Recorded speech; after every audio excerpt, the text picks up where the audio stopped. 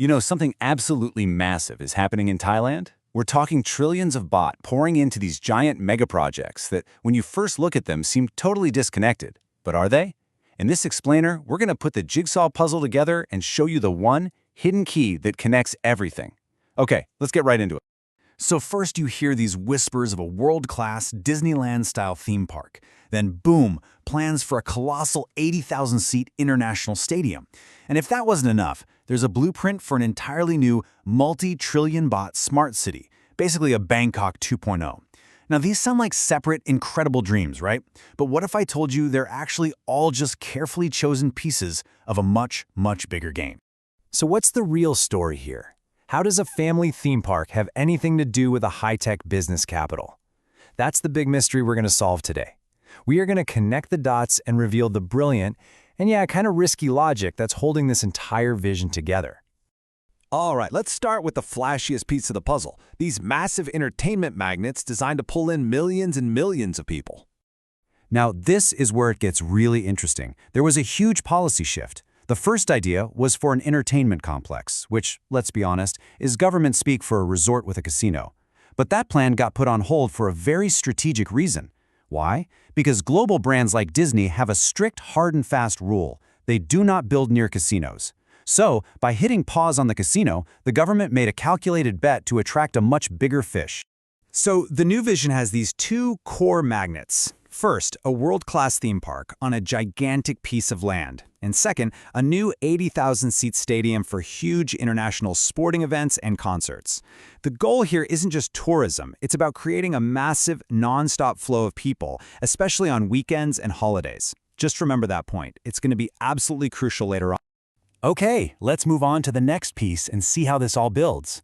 We're not just talking about an attraction anymore. We are talking about an entire city. Say hello to EECiti, the planned successor to Bangkok. And the scale is just staggering. I mean, look at that number. We are talking about a 1.34 trillion baht investment to build a city completely from scratch. The ambition is to make it one of the top 10 smartest, most livable cities in the entire world, with its own financial district, medical hubs, the whole shebang. So you might be asking, how on earth do you get companies to pour that kind of cash into a brand new city? Well, the strategy is actually pretty brilliant. It's what they call a de-risking strategy. The government is going to build all the really expensive, really complicated stuff first. We're talking smart power grids, 5G networks, even underground utility tunnels. This creates a plug-and-play platform, making it super easy and safe for private companies to just come in and build. The hard part is already done for them. And this isn't just a dream. There's a clear three-phase plan.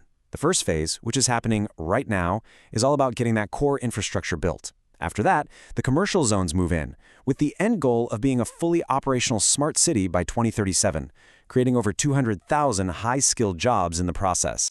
All right, so we've got the people magnets and the new city. The third massive piece of this trillion-baht puzzle is transforming the U-Tapao Airport into a global mega hub.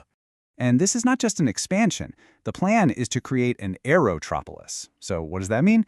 Basically, think of it as a city where the airport is the downtown core. It's a massive economic engine with businesses and hotels and logistics all spinning around it 24/7, all driven by the flow of people and goods. And again, the numbers here are just enormous. The goal is to handle 60 million passengers a year. It's getting a brand new Terminal 3, a massive commercial zone, a huge cargo and free trade zone. But the really crucial part is that this airport is designed to be a major source of consistent daily traffic. Business travelers, tourists, you name it. So now we have all the pieces on the board. A world-class theme park, a brand new smart city, and a futuristic airport city.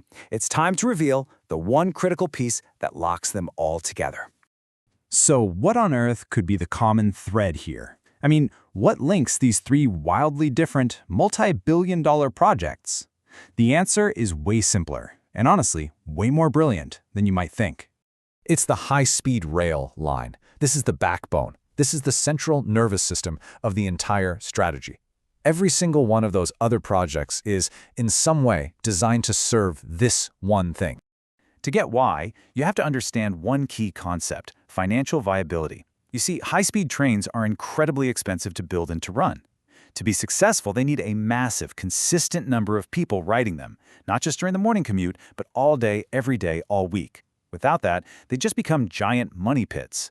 And this is where the entire strategy just clicks into place. It's genius. The high-speed rail is the one project that absolutely must succeed. So how do you guarantee it has enough passengers to survive? Well, you build them. The Disneyland-style park and the stadium, they're designed to flood the train with traffic on weekends and holidays. The new city and the airport, they're designed to fill it with business travelers and residents on the weekdays. Each piece solves a different part of the ridership problem. The theme park isn't just a theme park, it's a tool to make the train profitable. So, when all these pieces finally snap together, the result is supposed to be the creation of something entirely new. A Silicon Beach, a place where people can work in a high-tech city and live by the sea. And we can already see the ripple effects starting. Just look at this data. Land prices in the district where the new city is going to be built have already skyrocketed by over 126% in a single year. That's the market betting big, saying, we believe this is going to happen. And you can literally see that bet being made in the real world. A wave of ultra-luxury skyscrapers is shooting up along the nearby coastline, transforming it from a quiet beach town into a district of high-end homes. Developers are building for the 200,000 executives and tech workers who are expected to move to this new city. So, the vision is grand, the strategy is clever, and all the pieces are interconnected. But this incredible plan also has a single massive point of failure. This quote says it all, really. The high-speed rail is the backbone. It's the piece that holds everything else up. If its construction gets delayed or worse, fails, the logic holding this whole trillion-baht puzzle together could just fall apart, creating a domino effect on investor confidence. Everything depends on that train. And that leaves us with the final trillion-baht question. This is one of the most ambitious, most integrated national development plans on the entire planet. But with so much riding on that single central piece, will this jigsaw puzzle actually come together to create a new global metropolis, or will it remain a fascinating, but ultimately unfinished, blueprint?